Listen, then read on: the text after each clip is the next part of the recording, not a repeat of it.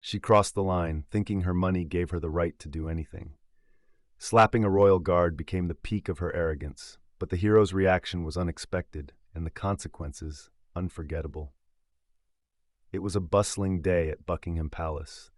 A crowd of tourists filled the area along the White Line, their phones aimed at the royal guards. A young guard in a red uniform and bearskin hat stood motionless, embodying the sternness and grandeur of British tradition. His face was utterly calm, his gaze fixed straight ahead. Among the many tourists, one woman stood out in a bright yellow coat. She laughed loudly, drawing attention to herself. "Is this a museum? Where's the emotion? Do these guys ever smile?" She stepped closer, crossing the line most people avoided breaching, and continued loudly, "Hey buddy, are you alive? Show some emotion for the photo." The crowd began exchanging glances.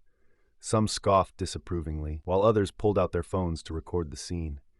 The guard remained still, his motionlessness seeming almost unreal. Carr, emboldened by the attention, raised her phone, filming herself with the guard in the background. "Here we go, folks.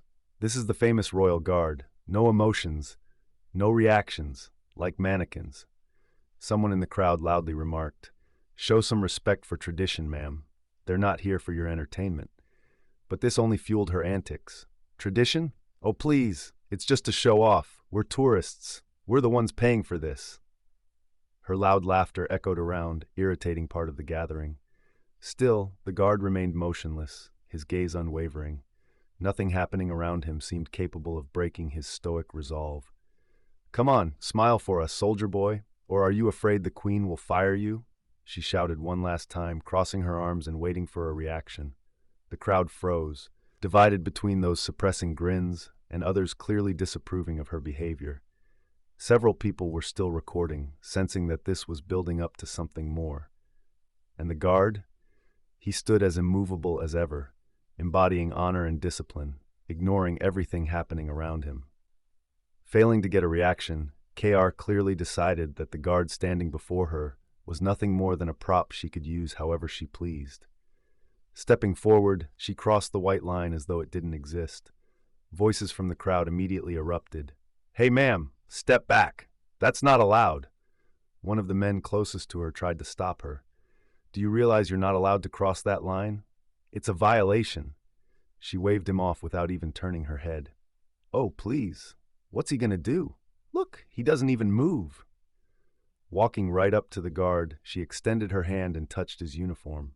With a mocking expression, she ran her fingers over the fabric as if inspecting its quality. Not bad. Custom made, or is this part of the tradition too?" The crowd began to murmur. Someone yelled, "Hands off! That's disrespectful!" But KR only laughed louder, confident in her impunity. The guard remained motionless, but his gaze grew subtly sharper, as if silently warning her that this game had gone too far. "So are you even alive?" she exclaimed, and suddenly patted him on the shoulder. "If you don't react, you're just a doll!" The crowd gasped. Some started whispering, while others pulled out their phones to capture the moment. A few openly voiced their outrage. "This is too much! Leave him alone!" But that didn't stop her. Fueled by the attention, she decided to push things even further. Raising her hand, she delivered a light slap to the guard's face, her actions full of mockery and defiance. A tense silence followed. The spectators froze, and then emotions erupted. Someone shouted, "That's too far! Shame on her!" Others filmed furiously, trying to capture the guard's expression. Though he remained rooted to the spot, his stoic demeanor no longer seemed merely part of his duty. It was a testament to his inner strength, discipline, and honor. KR, however, continued basking in the spotlight, oblivious to the fact that she had already crossed the line, both literally and figuratively. The tension in the air was palpable as the crowd fell silent, as if collectively holding its breath to see what would happen next. Maintaining perfect posture, the guard suddenly took a deliberate, precise step forward. This small action exploded like a bombshell. Gasps rippled through the crowd. His voice, loud and commanding, rang out across the square. "Ma'am, you have crossed the permitted boundary. Step back immediately." Kiar froze, her confidence momentarily evaporating. Her expression shifted first to surprise, then to unease. The crowd, stunned, watched in intense anticipation. Taking a step back, she tried to salvage her dignity with an exaggerated eye roll and a defensive retort. "Oh, come on, I was just joking." But her words seemed to convince no one. A security officer approached with a calm yet resolute demeanor. His gaze was firm as he gestured clearly toward the exit, leaving no room for argument. "Ma'am, this behavior is unacceptable. Please step outside the area." KR muttered something about overreaction and just a joke. But under the crowd's judgmental stares, she had no choice but to comply. The officer confidently escorted her out of the restricted zone. And then it happened. The crowd burst into loud applause, accompanied by cheers. "Well done! That's how it's done!" Finally, someone put her in her place. Many people filmed the moment, and someone shouted, "The Royal Guard has once again shown what honor and discipline mean." Reaction on social media. No sooner had KR disappeared from view than videos of the incident began spreading across social media like wildfire. The comments poured in like a flood. "This is absolutely disgraceful. Such disrespect for British traditions. This is why I respect the Royal Guard. That guard is a true professional. Who does she think she is? Thanks to the security for stepping in quickly." Returning to his position, the guard once again stood in absolute stillness, as if nothing had happened. Yet the crowd around him now regarded him with newfound respect. People whispered among themselves, and some even attempted to thank him with approving nods or gestures. What began as an act of brazen disrespect ended in a triumph of resilience. The next day at Buckingham Palace, the crowd was even larger than usual. Tourists buzzed with talk of the previous day's incident, and many had come specifically to catch a glimpse of that guard. The atmosphere was charged with a mix of tension and curiosity.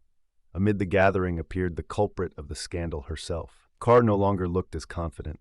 Her face was strained, and her eyes avoided contact with those around her. Under the piercing gazes of the crowd, she approached the security staff, apologized for her behavior, and quickly disappeared into the throng.